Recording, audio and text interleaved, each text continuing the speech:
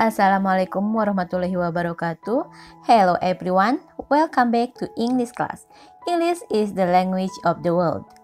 Pada video sebelumnya, kamu sudah belajar mengenai apa itu factual report text beserta strukturnya. Sekarang kita lanjutkan ke bagian berikutnya. Simak terus videonya ya. Oke, kita sudah mempelajari tujuan pembelajaran pertama dan kedua. By the way, apakah kamu masih ingat apa itu factual report? Yap, factual report adalah salah satu jenis teks bahasa Inggris yang di dalamnya membahas fakta-fakta dari sebuah penelitian atau pengamatan. Teks ini mempunyai dua bagian atau struktur, yaitu general classification dan description. Sekarang saatnya kamu pelajari tujuan pembelajaran ketiga, keempat, dan kelima, yaitu language feature of factual report, atau mengenal fitur bahasa teks laporan faktual, read and analyze factual report text, membaca dan menganalisis contoh teks laporan faktual, dan terakhir write a factual report text, menulis teks laporan faktual. Langsung saja yuk. Kita pelajari fitur bahasa report text. Hal lain yang harus diperhatikan ketika sedang menulis suatu teks adalah fitur atau kaidah bahasanya yang dalam bahasa Inggris disebut sebagai language features. Berikut fitur bahasa yang digunakan dalam report text. Yang pertama, use of simple present tense, yaitu penggunaan simple present tense, karena di sini dalam report text mendeskripsikan kebiasaan atau fakta atau general truth. Yang kedua, use of passive voice, menggunakan kalimat pasif seperti caused by, disebabkan oleh, are grown, ditumbuhi, etc. dan contoh kata-kata kalimat pasif yang lainnya. Kemudian yang ketiga, use of words with generalize, penggunaan kata-kata yang mengeneralisasi, such as all, misalnya semua, many, banyak, none, tidak ada, most, kebanyakan, extra, dan lain-lain ya. Yang keempat, use of relational verb, penggunaan kata kerja relasional atau kata kerja penghubung, such as, seperti have, memiliki, consist of, terdiri dari. Nah, terdiri dari apa? Itu kan untuk menghubungkan kata kerja ya. Atau misalnya contoh yang lainnya, is made of, dibuat dari. Dibuat dari apa ya? Create, menciptakan, membuat, atau indicate, menunjukkan, etc. Dan contoh-contoh relational verb yang lainnya.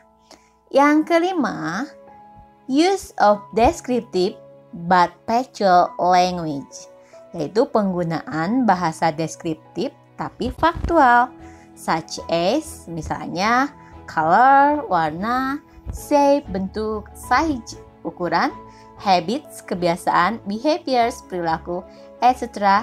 dan lain-lain. Dan yang berikutnya, use of relating verb, penggunaan kata kerja penghubung. Contohnya, to be, am, is, are, appear, become, ya, menjadi apa, feel, merasa apa, look, kelihatan, seem, nampaknya, smell, sound, taste, dan kata kerja sejenisnya. Nah, itu tadi language feature atau fitur bahasa dari report text. Kita lanjutkan ke contoh report text. Masih bingung bagaimana factual report text saat sudah menjadi tulisan? Yuk perhatikan contoh factual report yang membahas tentang COVID-19. The title of the text is COVID-19. COVID-19 or coronavirus disease 2019 is an infectious disease caused by a new virus called SARS-CoV-2.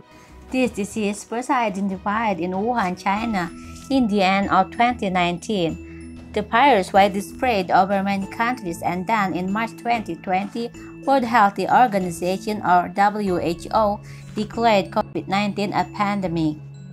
Isi paragraf pertama tersebut membahas general classification atau klasifikasi secara umum mengenai COVID-19 atau coronavirus yang merupakan penyakit menular yang disebabkan oleh virus baru yang disebut SARS-CoV-2. Penyakit ini pertama kali teridentifikasi di Wuhan, China pada akhir 2019. Virus ini menyebar luas ke banyak negara dan kemudian pada Maret 2020 WHO menyatakan COVID-19 sebagai pandemi. Nah, di paragraf ini kalau misalnya kita lihat dari strukturnya maka termasuk ke dalam general classification. Karena pada paragraf pertama ini membahas secara umum tentang apa itu COVID-19. Silakan disimak isi paragraf kedua. This disease attacks respiratory system. COVID-19 also makes people who get infected experience several symptoms. The common symptoms are fever, dry cough, and tiredness. Some also experience ache, sore throat, diarrhea, conjunctivitis, headache, and loss of taste or smell.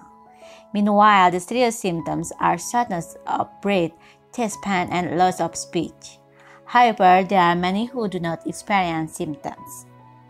Pada paragraf 2 tersebut, kita dapat mengetahui informasi bahwa penyakit COVID-19 ini menyerang sistem pernapasan. COVID-19 juga membuat orang yang terinfeksi mengalami beberapa gejala. Gejala umumnya adalah demam, batuk kering, dan kelelahan. Beberapa juga mengalami rasa sakit, sakit tenggorokan, diare, konjungtivitis, sakit kepala, dan kehilangan rasa atau penciuman. Sedangkan gejala yang serius berupa sesak napas, nyeri dada, dan kehilangan kemampuan bicara. Namun, banyak juga yang tidak mengalami gejala. Nah, dari isi paragraf tersebut, kita bisa mengetahui bahwa isinya adalah merupakan deskripsi atau penjelasan dari general classification yang ada di paragraf 1.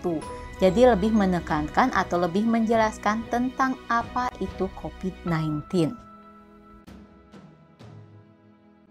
Simak kembali informasi yang ada di dalam paragraf ketiga dan keempat. It takes about 5 to 6 days to the symptoms to show. However, the incubation period takes 14 days. People who have mild to moderate illness usually can recover without hospitalization. Meanwhile, those who experience serious symptoms have to seek medical attention. Paragraf ketiga tersebut masih merupakan deskripsi dari COVID-19. Di mana informasi yang didapat dari paragraf ketiga yaitu diperlukan waktu sekitar 5-6 hari untuk menunjukkan gejala. Namun, masa inkubasinya membutuhkan waktu 14 hari. Orang yang memiliki penyakit ringan sampai sedang biasanya bisa sembuh tanpa dirawat di rumah sakit. Sementara, bagi yang mengalami gejala serius harus segera mencari pertolongan medis. Dan di paragraf terakhir atau di paragraf keempat, coba simak apa isi informasinya. Sekarang perhatikan isi dari paragraf keempat. The virus spreads through the droplets when infected people sneeze or cough. Therefore, WHO gives the way to prevent infections such as washing hands regularly with soap and water, avoiding touching face, covering mouth and nose while sneezing or coughing, staying at home, refraining from smoking, and practicing physical distancing. Nah, dari paragraf keempat, kita bisa mengetahui bahwa virus menyebar melalui tetesan air ketika orang yang terinfeksi bersin atau batuk.